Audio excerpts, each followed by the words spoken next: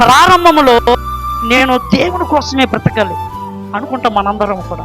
కొన్నాళ్ళకి ఏమైపోతుందంటే ఇవన్నీ పాతైపోతాయి, ఈ ఆత్మీయ జీవితము పాతగైపోతూ ఉంటుంది. కాబట్టి ఈ లోక సంబంధమైన విషయాలకు మళ్ళీ వెనక్కి వెళ్ళిపోతూ ఉంటాం. దేవుని దగ్గరకు వచ్చిన తర్వాత నీ జీవితము నిర్లక్ష్యపరచకుండా నెక్స్ట్ ఆధ్యాత్మికంగా దేవుడు మనని ఎలా బలపరచబడాలని ఆశపడుతున్నాడు, ఆయనతో లోతైన సంబంధంలోకి ఎలా వెళ్ళాలనుకుంటున్నాడు, మనల్ని పాపరహితంగా ఎలా మార్చాలనుకుంటున్నాడు, దాని విషయంలో సాధన చేస్తూనే ఉండాలి. కానీ మనం ఏం చేస్తామంటే ఆత్మీయ జీవితం కొన్నాళ్ళకి ఏమవుతుందంటే అంత ఇంట్రెస్టింగ్గా ఉండనట్టుగా నిర్లక్ష్యం ఏర్పడుతుంది.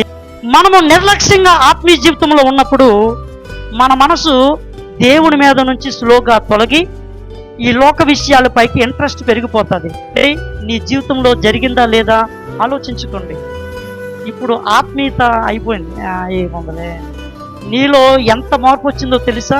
నువ్వు శరీర సంబంధమైన విషయాల గురించి ఇప్పుడు ఫోకస్ ఎక్కువ పెరిగిపోయింది నీకు. ఎందుకో తెలుసా? ఆత్మీయ జీవితమును నిర్లక్ష్య పెట్టడాన్ని బట్టి శరీర సంబంధమైన విషయాల పని నీకు ఎందుకు ఆశ కలిగిందంటే ఆత్మీయ జీవితం గురించి ఆశ లేని వాళ్ళు ఏం చేస్తారంటే ఆత్మ సంబంధమైనటువంటి వ్యక్తులతో పెద్ద క్లోజ్గా ఉండరాలు.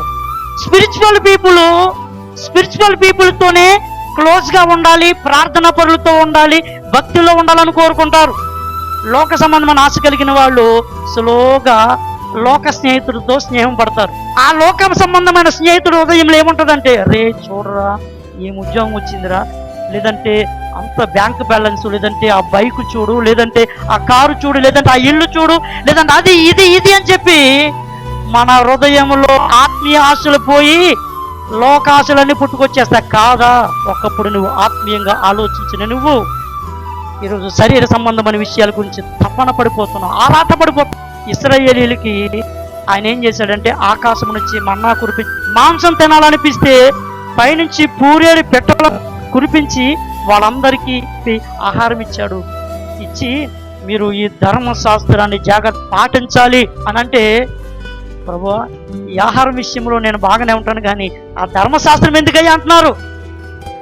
అసలు ఐగుప్తులో నుంచి వారి ప్రయాణం ఎందుకు ప్రారంభించబడింది? వాళ్ళు ఆ పాలు తేనెలు ప్రవహించే దేశం వెళ్ళాలి, దాని మీద వాళ్ళకి.